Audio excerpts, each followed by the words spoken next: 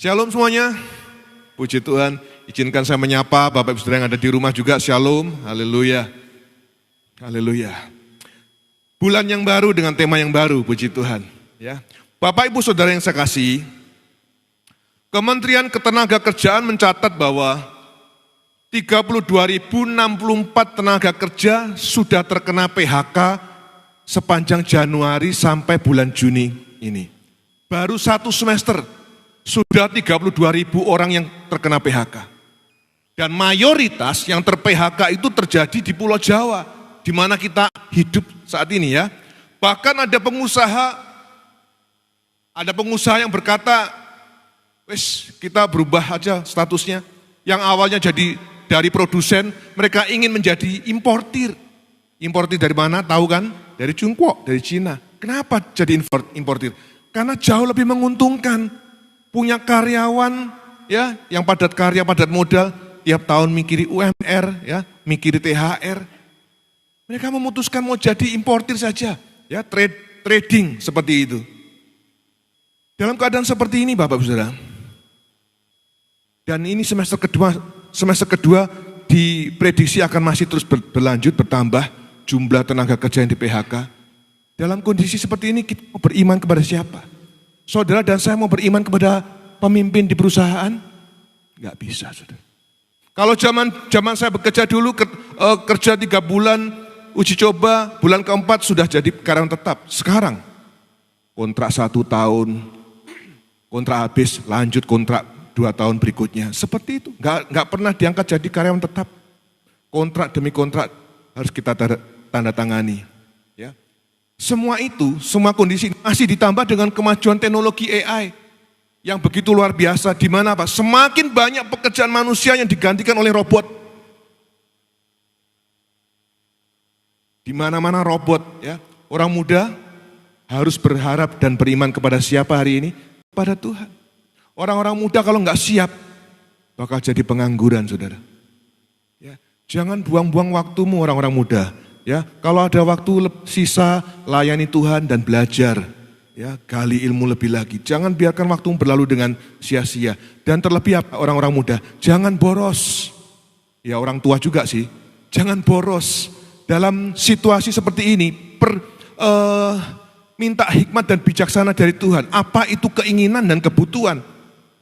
Bedakan antara keinginan dan kebutuhan. Jangan boros, pokoknya sikat semua, ya. Bedakan antara keinginan dan kebutuhan. Prioritaskan kebutuhan dulu. Semua orang berlomba-lomba pegang uang cash di tangan hari ini. Ya. Berikutnya catatan saya masih ada, terjadi penganiayaan 2 bayi di sebuah daycare yang ada di Depok. Ada yang baca beritanya? Tonton beritanya? Enggak ada. Oh, enggak semuanya mantuk-mantuk ya. Penganiayaan, bayi yang satu masih umur 2 tahun, bayi satunya umur 9 bulan, dianiaya sudah. Daycare adalah sebuah tempat di mana para orang tua menitipkan putra-putrinya supaya aman. Maksudnya begitu, pagi dititipkan, sore diambil ketika pulang kerja. Tapi faktanya, satu daycare ini yang terungkap. Saya kok curiga daycare yang lain juga seperti itu, saudara, mungkin ya. Orang tua mau meletakkan iman dan pengharapanmu ke siapa? Berharap anak-anak kita aman di daycare, tapi malah yang terjadi seperti itu, saudara. Ya, hari ini kepada siapa kita mau beriman? Iman bagi pengikut Kristus sangat penting hari ini. Jangan bilang sebagai pengikut Kristus kalau kita nggak punya iman hari ini. Jangan ngomong sebagai orang Kristen kalau kita nggak punya iman hari ini. Imanlah yang membuat iman saudara dan iman saya yang membuat kita bisa berdiri sampai di akhir pertandingan hidup ini. Kita tahu kehidupan ini pertandingan kehidupan, betul? Setiap hari pertandingan, saudara. Battlefield-nya di mana? Di pikiran kita. Setiap hari pikiran kita jadi medan pertempuran. Bisakah kita bertahan sampai akhir, mempertahankan iman kita? Hari ini sudah banyak hamba Tuhan yang imannya gugur di tengah jalan karena berbagai masalah. Dan iman di dalam tubuh kita jasmani, itu seperti otot. Kalau saudara dan saya mau punya otot yang kuat, saudara harus olahraga angkat beban.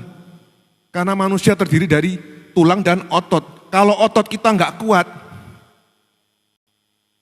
kita akan jadi lansia yang KKN, kanan kiri nuntun, saudara. Sebab itu olahraga, angkat beban, supaya otot kita kuat, sehingga bisa menopang tulang kita tetap tegak sampai akhir. Ya, seperti itu. Jadi ayo, apakah otot iman kita sudah cukup kuat hari ini? Ya, permasalahan yang terjadi dalam hidup kita, itu untuk melatih otot iman kita supaya kuat, saudara. Supaya kita bisa bertahan sampai akhir. Bisa masuk ke PowerPoint? Kita baca di Lukas pasal 18 ayat yang ke-8. Lukas 18 ayat yang ke-8. Oke, kita baca sama-sama ya dengan suara yang lantang. 1, 2, 3. Akan tetapi ketika Anak Manusia datang, apakah ia menemukan iman di bumi? Terjemahan BIS, bahasa Indonesia sehari-hari. Kita baca 1, 2, 3. Tetapi apabila Anak Manusia datang, apakah masih ditemukan orang yang percaya kepadanya di bumi ini? Firman Tuhan dalam Lukas sudah mengatakan, saudara, bahwa pada hari akhir, hari penghakiman, akan banyak anak Tuhan yang imannya gugur. Tetapi apabila Anak Manusia datang, apakah masih ditemukan orang yang percaya kepadanya di bumi ini? Kehidupan yang makin hari makin susah membuat sebagian besar dari kita imannya goncang. Bahkan ada sahabat saya juga yang berapa waktu lalu saya jumpai, dia menyatakan, saya hampir murtad. Saya hampir menyangkal iman saya karena permasalahan yang saya hadapi. Saya katakan jangan sampai meninggalkan iman Kristen. Sekali Yesus tetap Yesus. Saya sampaikan seperti itu. Karena berbagai masalah membuat kita goyah imannya, saudara. Ya, nah, mengingat pentingnya iman seperti ini, GBI di tahun 2024 mengambil tema beriman teguh kepada Kristus. Sudah pernah saya sampaikan ya, tema GBI di tahun ini adalah beriman teguh kepada Kristus. Dan sore hari ini pesan Tuhan saya beri judul mulai melangkah dengan iman. Mari sama-sama katakan 1, 2, 3. Mulai, lebih kompak lagi. 1, 2, 3. Ada kata iman, saudara. Sepanjang tahun ini akan terus ada kata iman ya. Kita singgung sedikit, saya flashback, sudah pernah saya sampaikan. Definisi iman menurut KBPI adalah apa? Iman adalah sesuatu yang berhubungan dengan kepercayaan kita kepada Tuhan. Itu KBPI. Sementara definisi iman menurut Alkitab jelas, Ibrani 11 ayat 1, kita baca sama-sama. 1, 2, 3. Iman adalah dasar dari segala sesuatu yang kita harapkan dan bukti dari segala sesuatu yang tidak kita lihat. BMK katakan 1, 2, 3. Beriman berarti yakin sungguh-sungguh akan hal-hal yang diharapkan. Berarti mempunyai kepastian akan hal-hal yang tidak dilihat. Bahasa Indonesia masa kini jelas. Beriman berarti yakin sungguh-sungguh akan hal-hal yang diharapkan. Itulah iman. Hari ini yakinlah sungguh-sungguh, saudara. Apapun yang kita harapkan. Selama itu tidak menyimpang dengan kebenaran firman Tuhan, apapun yang kita harapkan pasti terjadi. Amin. Ya. Nah, sekarang kita mau cari tahu pentingnya iman di dalam kehidupan Kristen. Pentingnya iman dalam kehidupan Kristen. Yang pertama, iman yang menggerakkan. Sama-sama katakan, 1, 2, 3. Iman saudara dan saya harus iman yang menggerakkan. Jangan iman yang statis, iman yang berhenti di satu titik. Tapi iman yang menggerakkan. Contohnya Abraham, saudara. Abraham dipanggil Tuhan untuk pergi ke tempat yang belum dia tahu. Itu ada di Kejadian pasal 12 ayat 1 sampai 4. Kita baca yang di Ibrani pasal 11 ayat 8 sampai 10. Ya, terjemahan AYT. Mari kita baca sama-sama. 1, 2, 3. Oleh iman, Abraham taat ketika dipanggil Tuhan untuk pergi ke suatu tempat yang akan diberikan sebagai milik pusakanya. Sama-sama semuanya. Ia berangkat tanpa tahu kemana ia akan pergi. Oleh iman ia pergi dan tinggal di tanah yang dijanjikan sebagai tanah yang asing. Tinggal di dalam kemah bersama Ishak dan Yakub. Perhatikan saudara. Abraham berangkat tanpa tahu kemana ia akan pergi. Firman Tuhan katakan di awal, oleh iman saja, faith atau pistis, Abraham taat ketika dipanggil oleh Tuhan. Jadi yang membuat Abraham berani meninggalkan tempat zona nyamannya, pergi ke tempat yang dia tidak tahu, itu karena dia punya iman kepada Tuhan. Dia percaya kepada janji Tuhan. Buat setiap kita sore hari ini, beranikah kita bergerak keluar dari zona nyaman dengan percaya kepada janji Tuhan seperti Abraham? Berani enggak saudara dan saya? Cuma berbekal janji dari Tuhan Yesus Kristus, Abraham lakukan, saudara. Zona nyaman, sudah enak-enak di satu tempat kok diminta pindah sama Tuhan. Ya, berbicara tentang zona nyaman, saya pribadi sekian belas tahun kerja di anak perusahaan sebuah pabrik rokok di Kediri. 2010 Desember kemarin saya resign, hampir 14 tahun yang lalu. Saya meninggalkan zona nyaman, saudara. Ketika saya mempersiapkan sini, saya mengucapkan firman Tuhan ini, saya sedikit tahu bagaimana rasanya meninggalkan zona nyaman. Ya. Fixed income, salary sudah pasti, THR juga pasti ya setiap tahun. Tapi saya harus tinggalkan itu semua untuk melayani Tuhan. Dan di tempat ini juga ada di belakang itu Pak Eko, hambanya itu. Luar biasa, meninggalkan dunia sekuler, bergabung ke sentro, opora luar biasa saudara. Meninggalkan zona nyamannya. Bagaimana dengan saudara? Berani meninggalkan zona nyaman seperti Abraham? Tadi pagi ada Bapak Abraham Rimanadi juga meninggalkan dunia sekulernya, membuka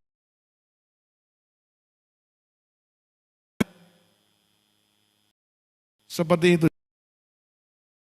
Jemaat hari ini belajar untuk meninggalkan zona nyamannya. Jangan khawatir, jangan takut. Ada contoh buat kita Abraham. Nah, yang kedua adalah iman yang teruji.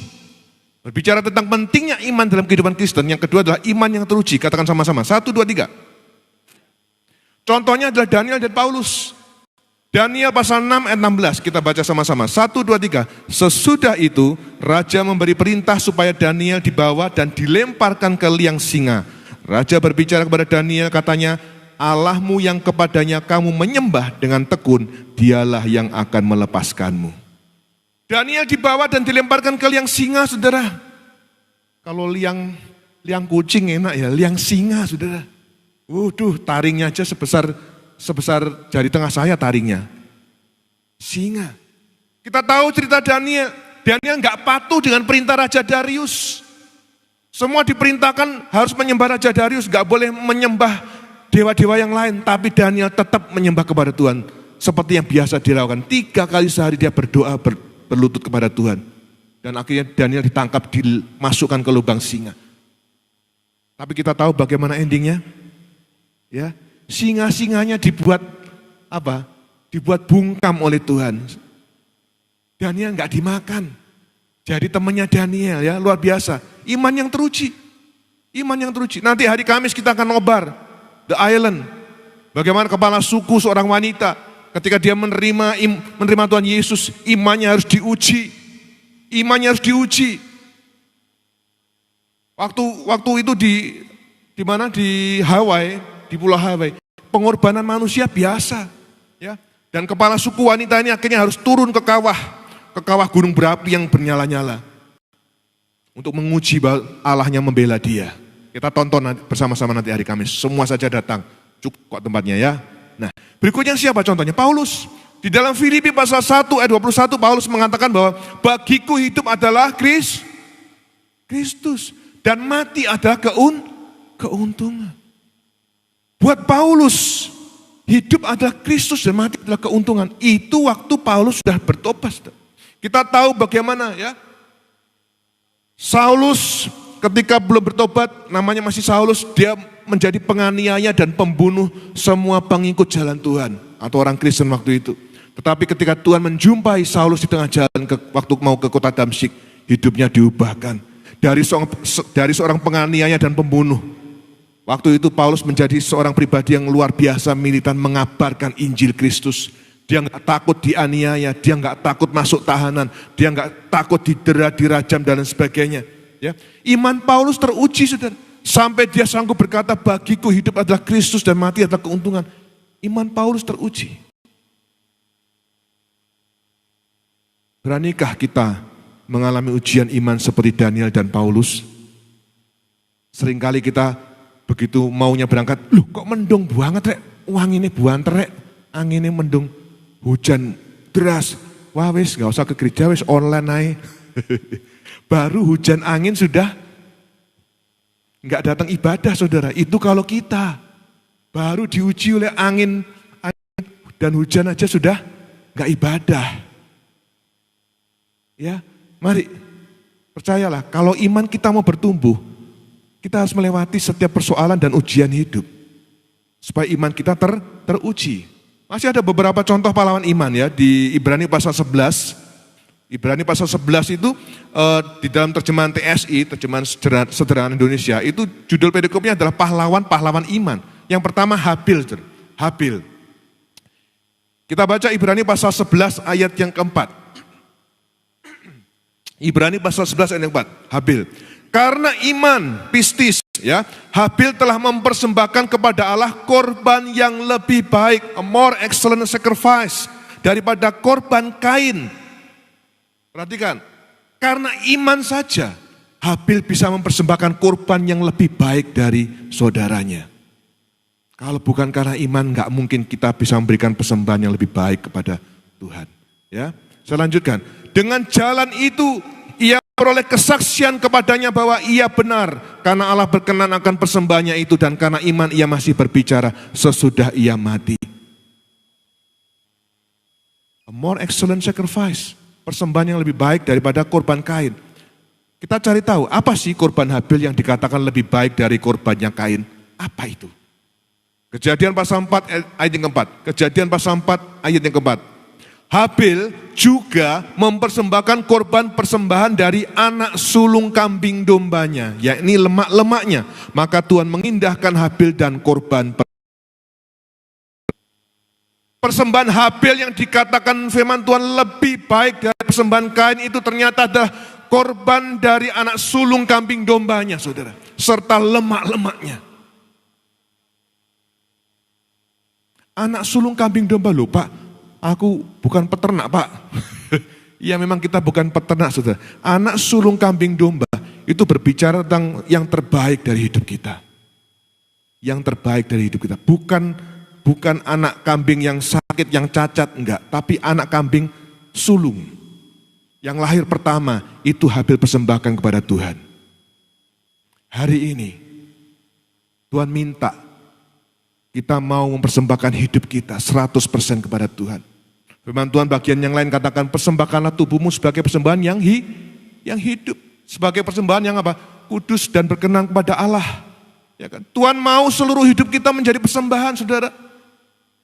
Seluruh hidup kita, waktu, tenaga kita, semuanya Tuhan mau.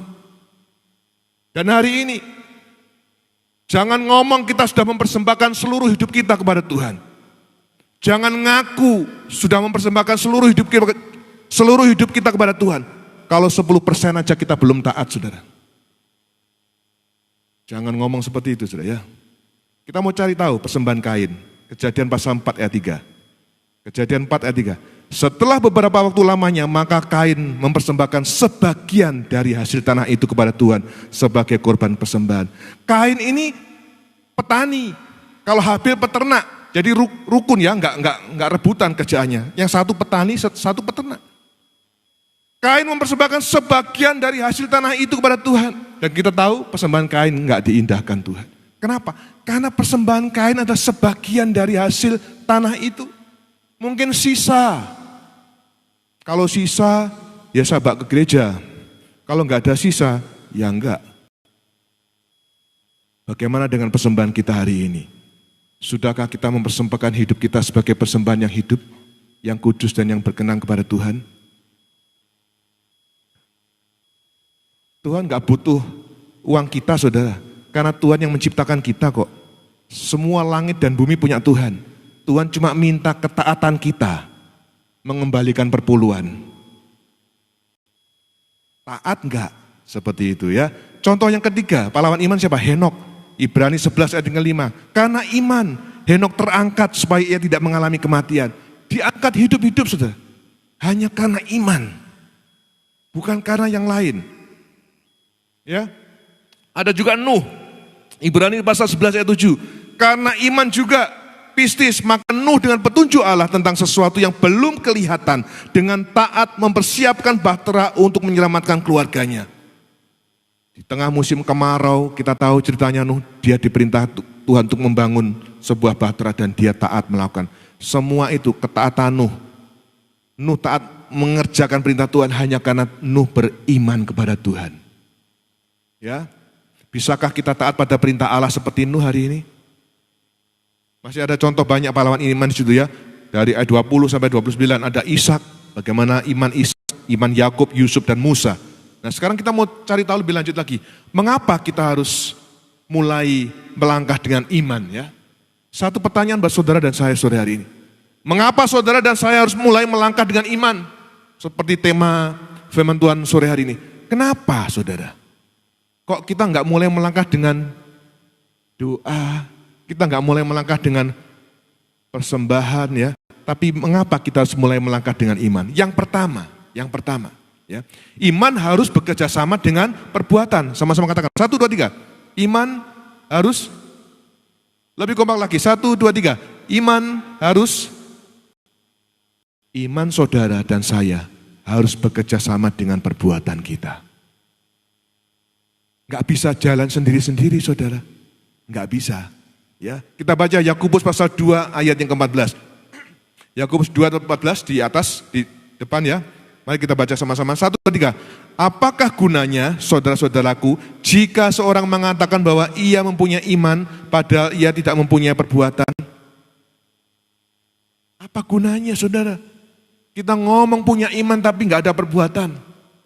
Perbuatan kita nggak menunjukkan iman kita. Yakobus pasal 2 ayat 17. Kita baca sama-sama. 1, 2, 3.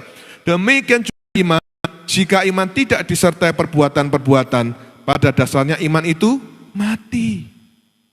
Iman saudara kalau nggak disertai perbuatan, iman saya kalau nggak disertai perbuatan, itu mati.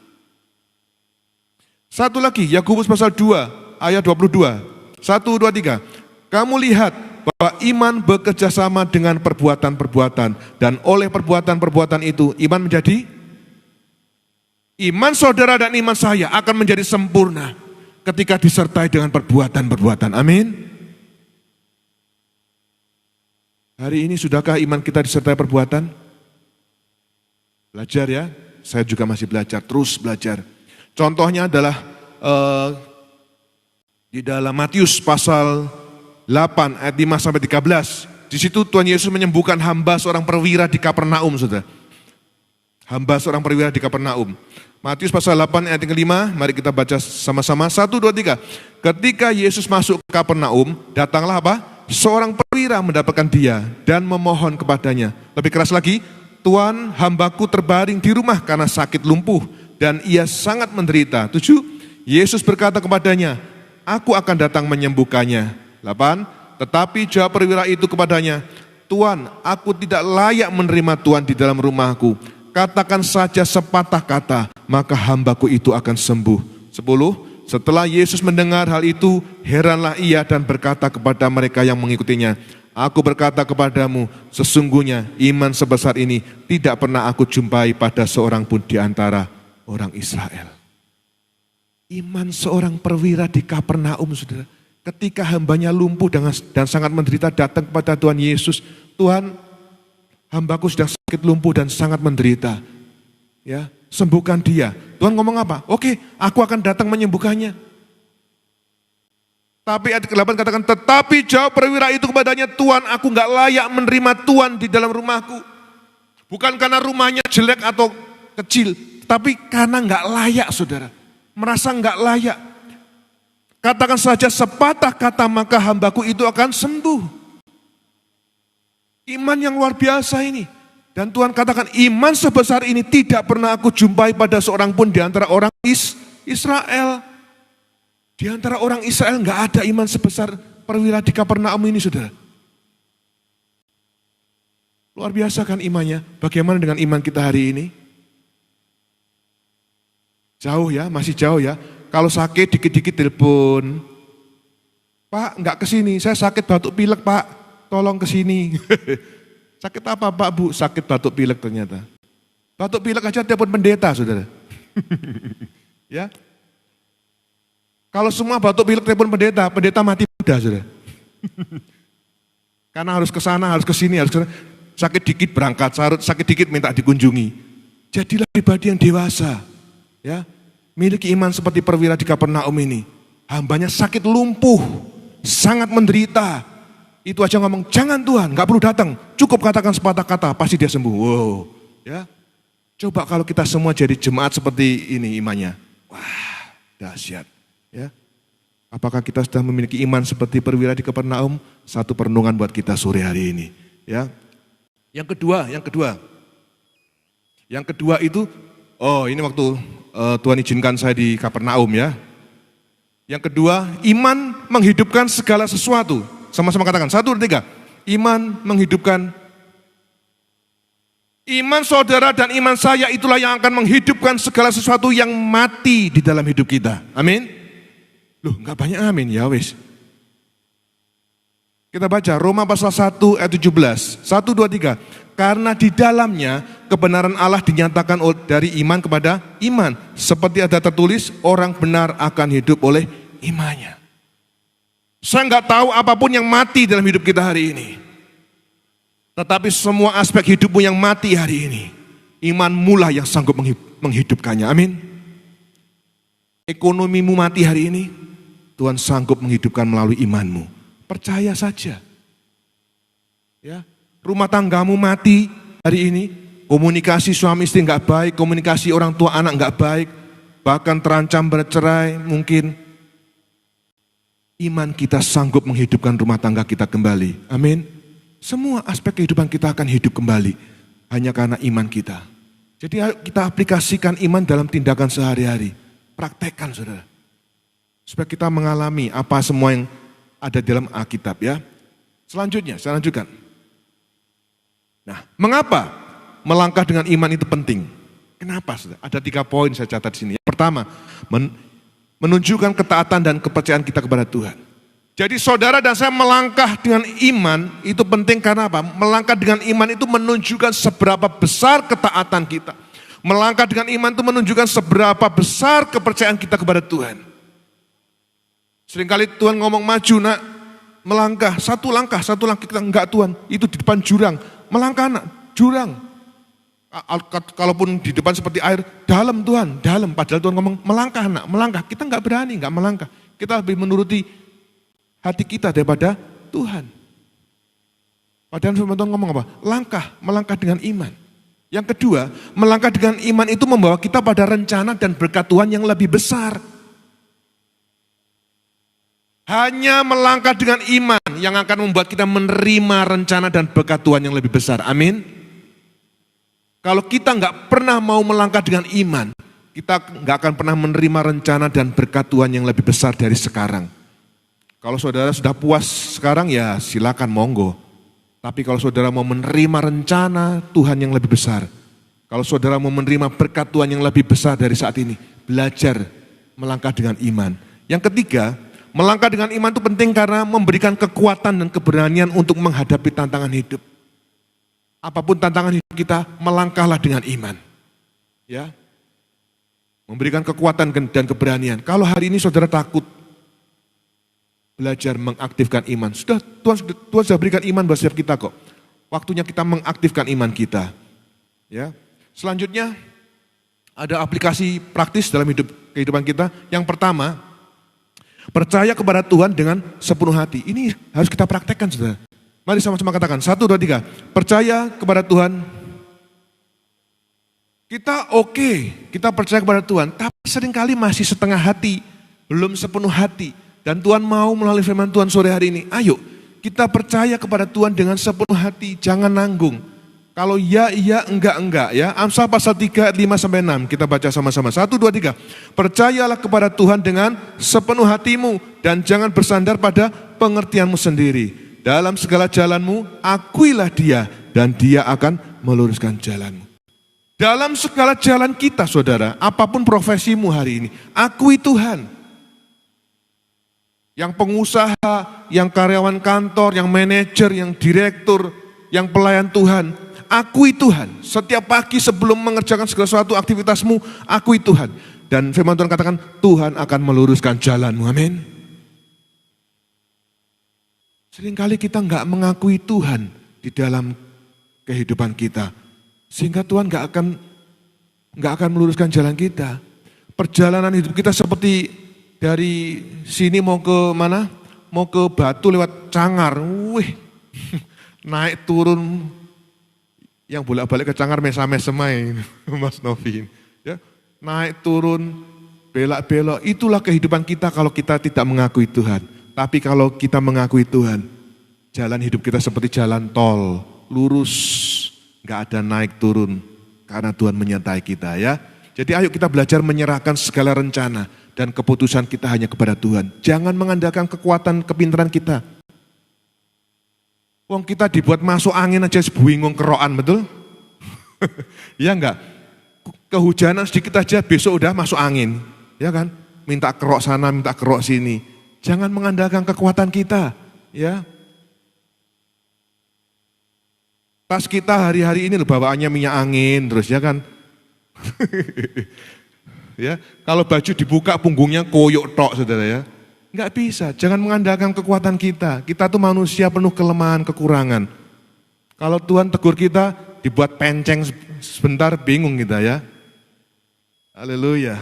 Nah, sekarang yang kedua. Mulailah melangkah dengan doa dan firman Tuhan. Mari sama-sama katakan, 1, 2, 3. Mulailah melangkah dengan apapun aktivitas kita saudara, mulailah dengan doa dan firman Tuhan. Ini aplikasi praktis sehari-hari yang harus saudara dan saya lakukan. Mengapa kok harus melangkah dengan doa dan firman Tuhan? Karena tadi Mazmur pasal 119 ayat 105 seperti sudah dipujikan Pak Dayat tadi.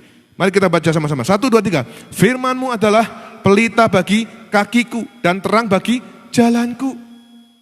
Firman Tuhan yang akan menjadi pelita bagi kaki kita saudara, sehingga kita enggak akan pernah tersandung.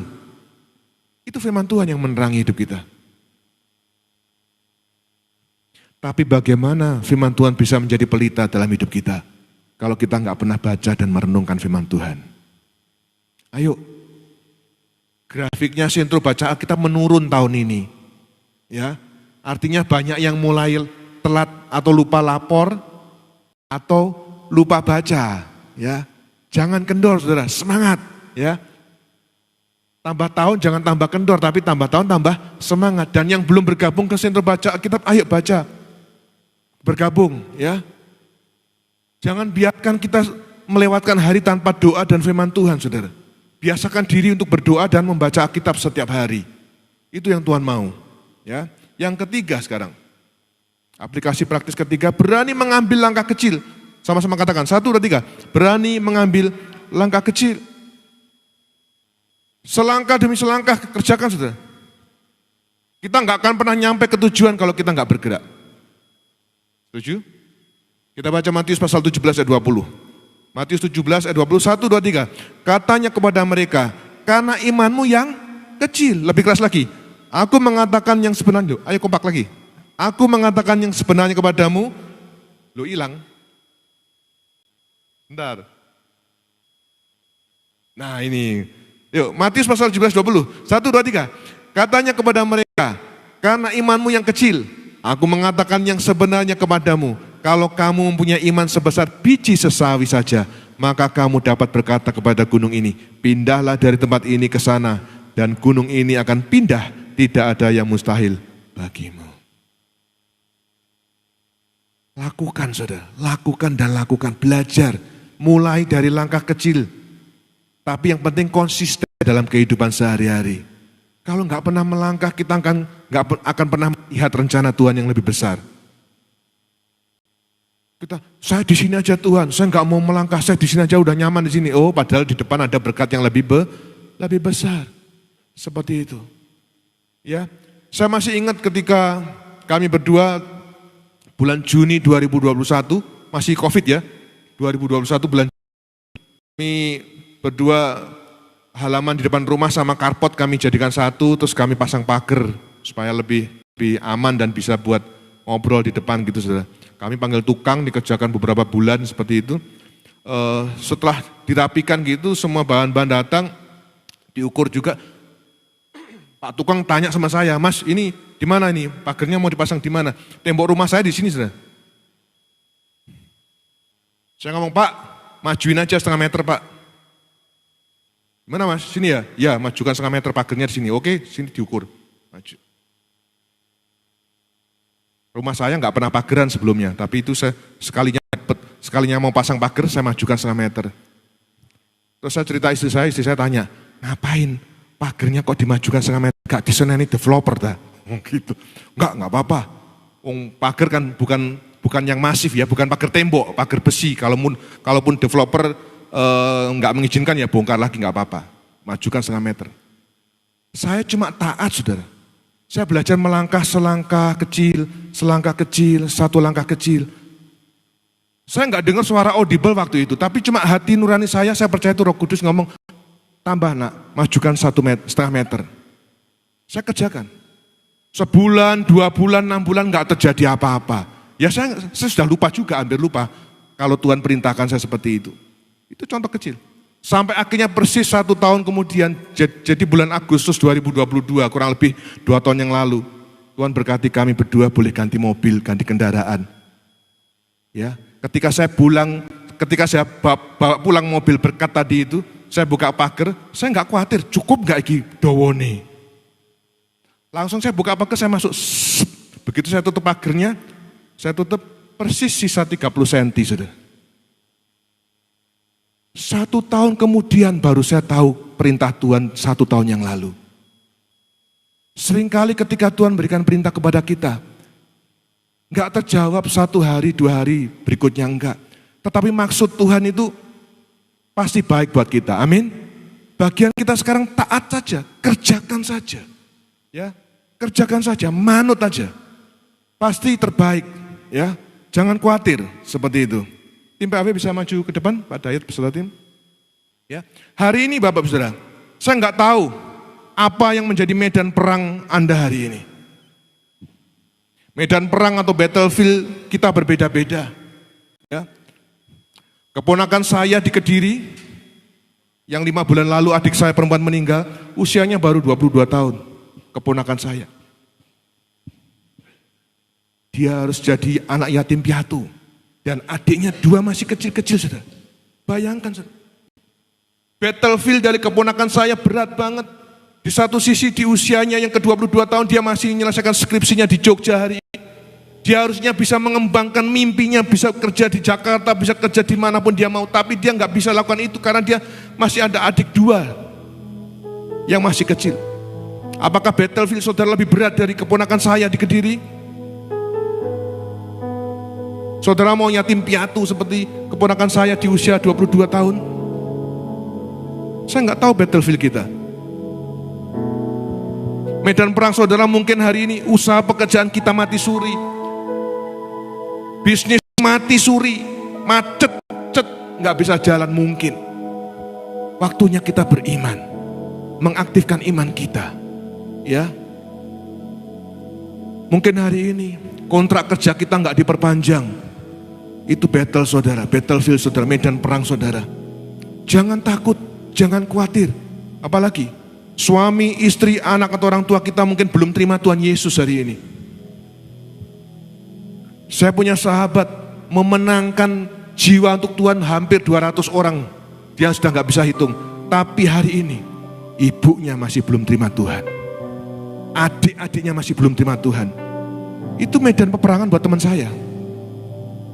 Hari ini mungkin ada di antara kita yang suami, istri, anak atau orang tua masih belum kenal Tuhan. Ayo terus doakan, jangan putus asa, jangan putus harapan. Doakan. Ya, mari kita sama-sama berdiri. Haleluya. Jadi mari kita mulai melangkah dengan iman dalam kehidupan sehari-hari. Masih ada satu ayat yang kita akan baca sama-sama di 1 Korintus pasal 10 ayat 13. 1 Korintus pasal 10 ayat 13. Kita baca sama-sama dengan suara yang lantang ya. 1, 2, 3. Pencobaan-pencobaan yang kamu alami ialah lebih keras lagi saudara. Iman timbul dari pendengaran. Pendengaran akan firman Tuhan. Jadi imanmu timbul waktu saudara mendengar pembacaan firman Tuhan ya. 1, 2, 3. Pencobaan-pencobaan yang kamu alami ialah pencobaan-pencobaan biasa yang tidak melebihi kekuatan manusia. Sebab Allah setia dan karena itu Ia tidak akan membiarkan kamu dicobai melampaui kekuatanmu. Pada waktu kamu dicobai, Ia akan memberikan kepadamu jalan keluar sehingga kamu dapat menanggungnya. Jangan khawatir, jangan takut. Pencobaan yang saudara alami hari ini, yang saudara katakan gak kuat Pak, gak kuat. Anakku luar biasa, ya. Orang tuaku luar biasa menyakiti hatiku hari ini. Firman Tuhan katakan itu biasa. Dan itu gak melebihi kekuatan Anda. Dan setiap pencobaan, setiap masalah yang kita alami, firman Tuhan katakan, Tuhan sudah memberikan kepada kita jalan keluarnya. Amin. Haleluya. Terjemahan TSI kita baca. Terjemahan sederhana Indonesia. 1, 2, 3. Ketahuilah, setiap pencobaan yang kamu hadapi hanyalah pencobaan yang biasa dialami manusia. Lagi pula, Allah setia kepada kita. Dia tidak akan membiarkan kamu dicobai melebihi kemampuanmu. Dan ketika kamu dicobai, Dia akan memberimu jalan keluar sehingga kamu bisa bertahan. Amin. Satu lagi terakhir, paling akhir ini sudah ya. Yakobus pasal 1 ayat 24. Jadi setiap pencobaan kita hadapi itu membuat kita lebih tekun. Menjadikan kita pribadi yang tabah, ya. Yakobus pasal 1 ayat 2, 3 dan 4. 1, 2, 3. Saudara-saudaraku, anggaplah sebagai satu sukacita jika kamu jatuh ke dalam berbagai pencobaan, sebab kamu tahu bahwa ujian terhadap imanmu menghasilkan ketabahan. Biarlah ketabahan memberikan hasil yang penuh supaya kamu menjadi sempurna dan utuh, tidak kekurangan apa-apa. Hadapi setiap pencobaan, hadapi setiap masalah dengan sukacita. Kalau suamimu, kalau istrimu sering membuat kita sakit hati, hadapi dengan sukacita. Kalau orang tuamu, mertua, anak-anakmu sering membuat kita sakit hati, hadapi dengan sukacita. Semua itu sebagai proses buat kita untuk lebih dewasa dalam iman, ya. Tetap percaya kepada Tuhan. Apapun yang terjadi, menjadi jalan keluar buat kita semua. Amin. Haleluya, haleluya. Mari kita naikkan satu pujian. Haleluya. Aku masih punya Tuhan, punya pengharapan. Aku tetap beriman Tuhan. Amin. Yesus kekuatanku, Yesus kekuatanku. Aku masih lebih sungguh lagi, aku masih punya Tuhan. Aku masih punya Tuhan, punya pengharapan. Aku tetap beriman.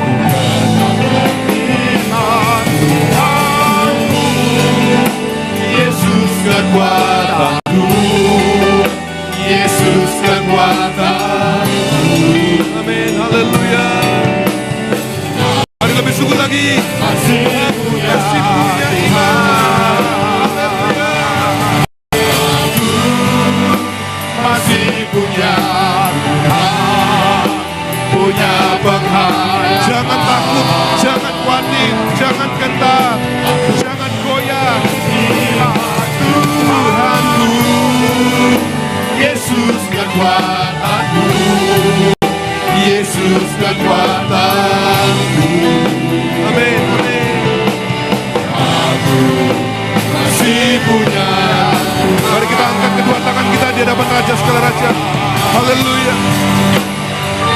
Punya Tuhan, punya pengharapan. Terima kasih Tuhan, kami masih punya Tuhan, kami punya pengharapan. Tuhanku, Yesus kekuatanku, Yesus kekuatanku.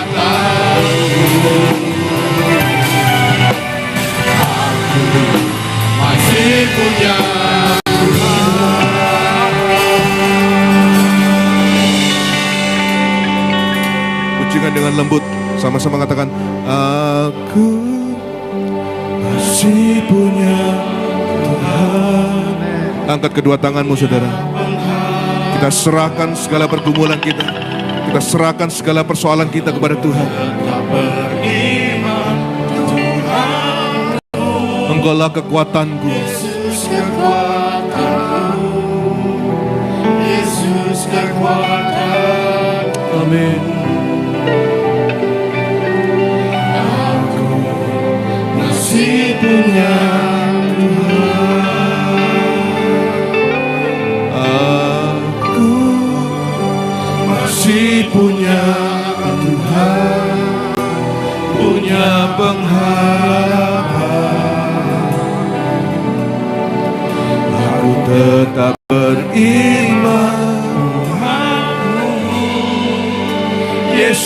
kekuatanku, Yesus kekuatanku. Amin. Aku masih punya Tuhan. Yang diberkati Tuhan, berikan tepuk tangan sorak-sorai buat Allah kita. Haleluya. Kami masih punya Tuhan. Kami masih punya pengharapan. Kami masih terus beriman kepadamu Tuhan. Amin. Terima kasih Bapa. Kami mau belajar untuk melangkah dengan iman. Terima kasih. Firman Tuhan sudah ingatkan kami sore hari ini bahwa kami harus mulai melangkah dengan iman. Sekalipun langkah-langkah kecil, tapi kami harus tetap kerjakan supaya tetap konsisten Tuhan, dan iman kami boleh bertumbuh. Terima kasih Bapa, terima kasih Tuhan. Menteriakan firman-Mu dalam hati kami, menteriakan firman-Mu Tuhan, dan mampukan kami menjadi pelaku-pelaku firman dalam kehidupan kami. Terima kasih Tuhan. Kami disadarkan, kami dicelikkan sore hari ini. Kalaupun kami hari ini sedang menghadapi masalah yang menurut kami berat, firman Tuhan ingatkan bahwa pencobaan kami itu biasa. Pencobaan kami tidak akan pernah melebihi kekuatan kami. Terima kasih, kami punya Tuhan yang dahsyat. Kami punya Allah yang besar. Terpujilah nama-Mu Tuhan, terima kasih. Dan sebentar Bapa, kalau kami akan bersekutu dengan tubuh dan darah-Mu, Tuhan sucikan setiap kami, kuduskan setiap kami. Kiranya perjamuan kudus malam hari ini kembali mengingatkan kami bahwa Tuhan Yesus Kristus sangat mencintai kami. Terima kasih buat pengorbanan-Mu di kayu salib Bapa. Di dalam Tuhan Yesus, Tuhan mengurapi pelayan-pelayan meja sore hari ini, dan kami siap bersekutu dengan tubuh dan darah-Mu di dalam Tuhan Yesus Kristus. Haleluya. Amin. Silakan duduk.